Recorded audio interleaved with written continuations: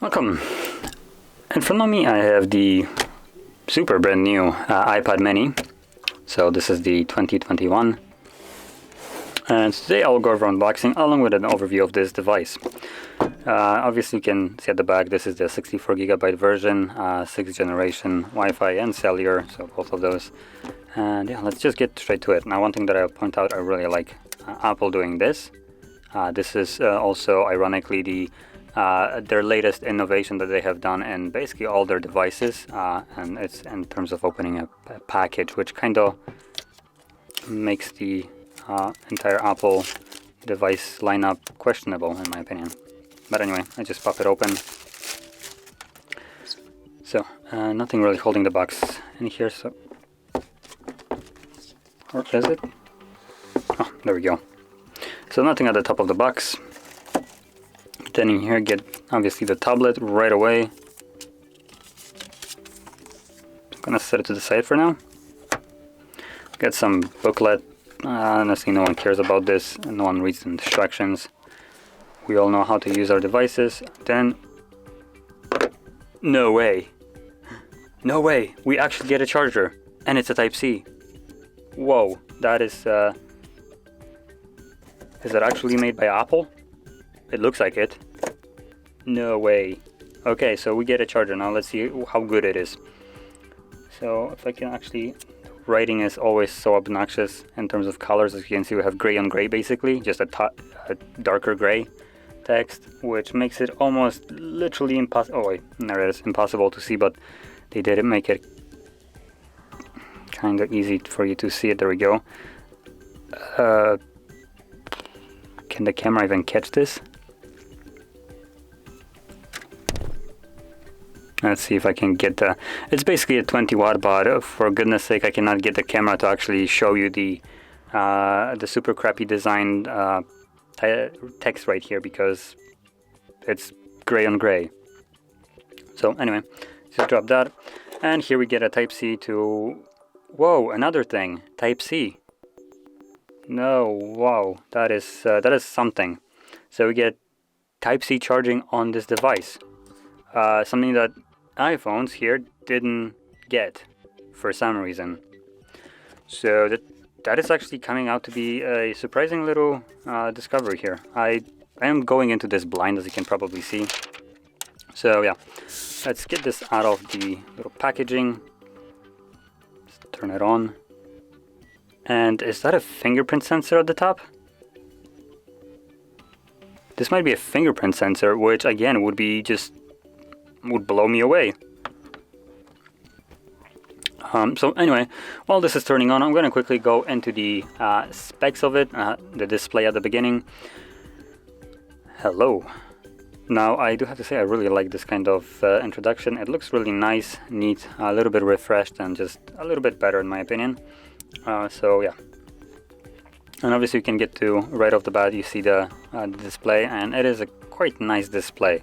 On the camera doesn't do its justice, to be honest. In person, it looks really nice. So anyway, let's keep on going with this.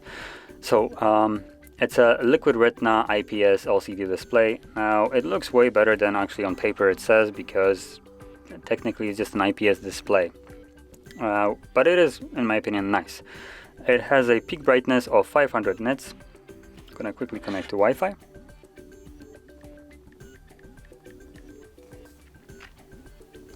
There we go. So peak brightness of 500 nits, or this is the typical one, my bad. The typical of 500 nits. It doesn't show the peak brightness. We have an 8.3 inch display. It's a 77.4% screen to body ratio with a 1488 by 2266 pixels, which puts it at 327 pixels per inch. This kind of leaves it lacking, to be honest, but to be fair, I don't really see any kind of pixelations. So yeah, now obviously people might have a better eyesight than I do, and they might see pixelations on here. 370 is a little bit towards the lower side, but it's still almost up there with like the typical pixel density of every display. And yeah, that is actually a fingerprint sensor on here, which nice. That props, finally. That is one of the problems I have with things like the iPhone right here, the 13. It includes the goddamn little nut right here, has enough space to cram anywhere under the display or on a side a fingerprint sensor, especially with this huge button, but they just don't. There's a lot of problems which I have with the iPhone, but this seems to be kind of solving majority of them. No notch, a fingerprint sensor on the power key. I'm okay with them. I would prefer it under the display, but hell, I will take it anywhere, even at the back if I would have to. And we have a Type-C, so obviously this device already has way more advantage than I would have expected it. I am going into this blind, and it is actually positively surprising me right now. Actually, you know what? I'm actually gonna set it up just to see how quick it is. So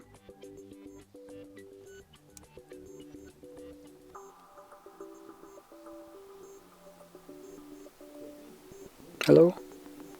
Oh, there we go. Continue. Oh, I need to get more.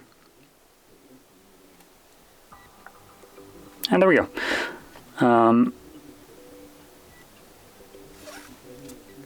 That's also nice. So basically considers the fact that you might flip the device so you won't be using your right hand, then tells you to add another finger, which would make it your left hand.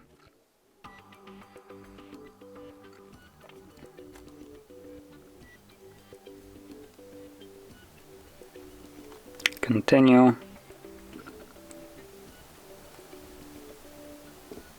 There we go. So let's flip it back so I can actually see the passcode. Yes, use anyway. And there we go. So I'll test out the fingerprint once it fully set it up.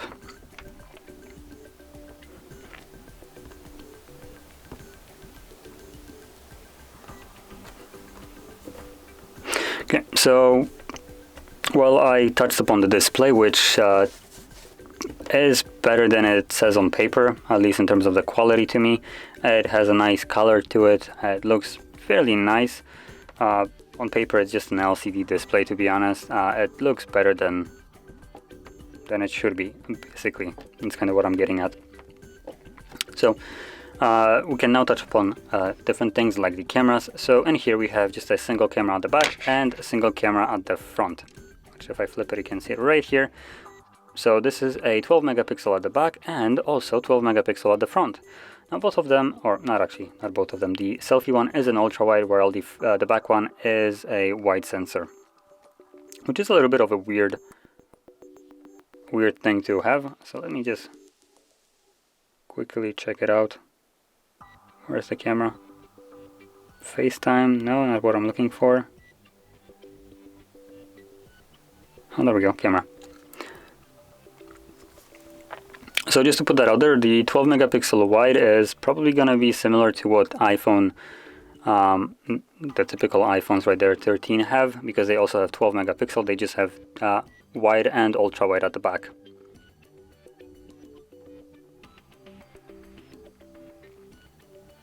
So let's check it out. I'm kind of curious about this, considering this is technically a tablet. Usually tablets don't have any kind of great cameras, but to be fair, this one looks okay.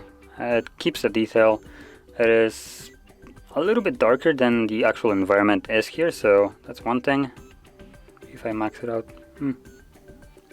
So yeah, it looks good, especially for a tablet. Probably including my ugly mug isn't the greatest idea, but deep.